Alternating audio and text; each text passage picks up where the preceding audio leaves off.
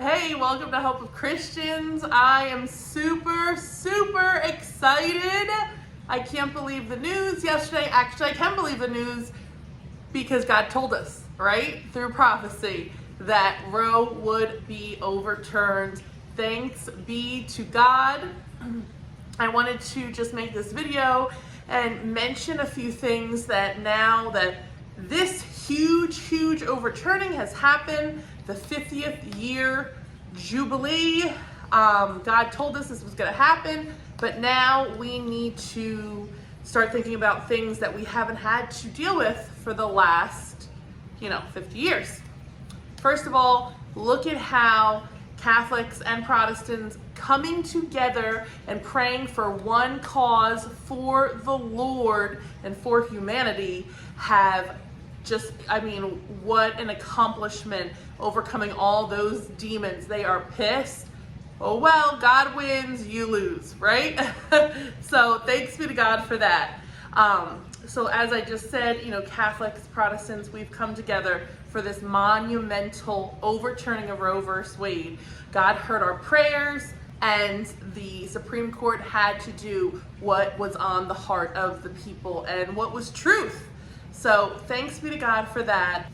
So let's look at how our division of Christianity has come together in this way. First of all, Catholics have always championed being pro-life, and unfortunately, there's some Protestants that have not always been pro-life, though I think a majority have. Catholics have been really championing this with lots of different holy hours for pro-life, lots of different evangelization in this way, and lots of pro-life rosaries. So we've been I feel like the Catholics have definitely been prayer warriors for this cause. But on the other hand, it's very interesting to look at the Protestants that have actually been given the prophetic word that Roe was going to be overturned. Julie Green, Lois Vogel-Sharp, and Bo Polney, and Kim Clement are four that I could think of off the top of my head that have actually said Roe would be overturned. So it's kind of interesting to think of, that we're a fractioned body, but we have been given these pieces, and if we come together, we would have seen the whole picture. It was really interesting to me that yesterday I was with a lot of my Catholic friends, and they were so shocked at the overturning, and I was like, God said he was going to do this. What do you mean you're shocked? Of course he said this. But I knew that because I follow prophecy, and not everybody does, right? So I think that that's very interesting. I think that that also shows that obviously God is truly speaking through his prophets right now, and people need to be listening to him because he is giving us the news before the news, right?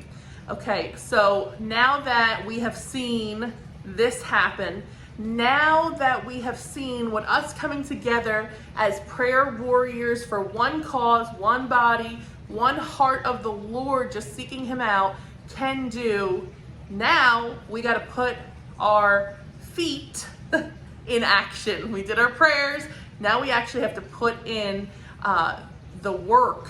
Now we're going to have a lot of women who are affected in many different ways. So first of all, now there's going to be more babies, right? Thanks be to God for that. Life is beautiful, but the reason a lot of women were going to these facilities and terminating pregnancies to begin with was because they felt like they had no help.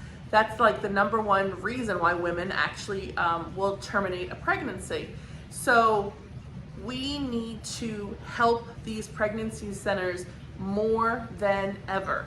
First of all, if you've ever volunteered at a pregnancy center, you see that they are completely volunteer run for the most part.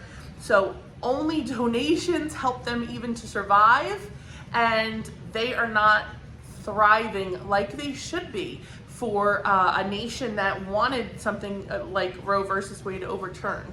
We need to, first of all, they need money. That's period. That is what the world runs on, right? Diapers, formula, clothes, baby equipment, turning the lights on in their facility. It all costs money. So number one, besides our tithe to our church, we should be thinking of adding some sort of offering to your local pregnancy center monetarily. There's also another program that I really love to work with. They're called letthemlive.org, and it's all online. It's an online counseling, and women will come to them who need help, and the majority is financially. So I will put a link to that description in the, a link to that website in the description box. I always do that.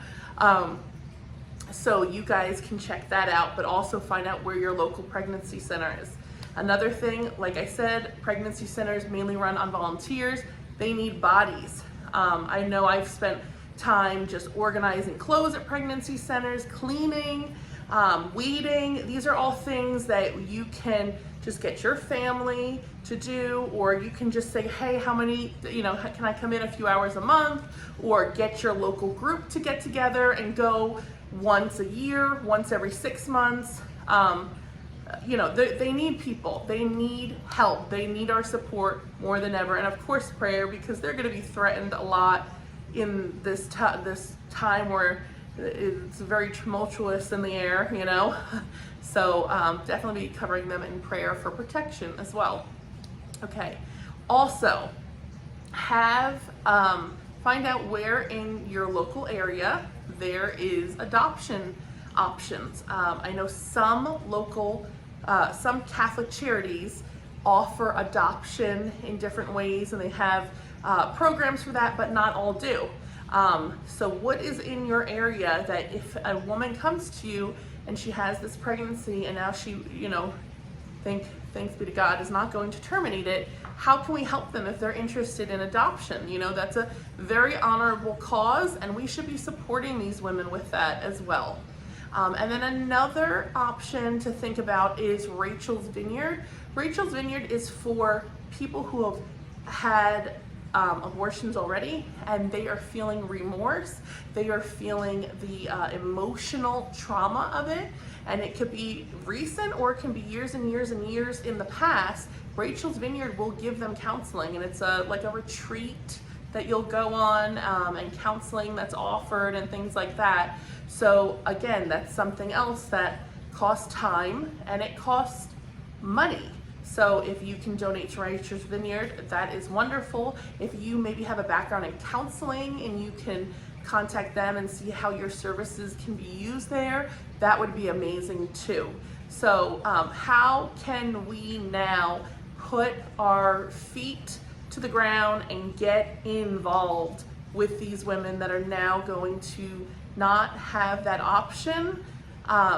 We need to be the church that we are meant to be, right? So I just wanted to throw some of those things out there. And very last thing I want to mention is it's not over. This was a human sacrifice. This has been taken away. The demons are pissed. The demons will come up with something else. So we need to be continuously praying for life and to overcome these human sacrifices.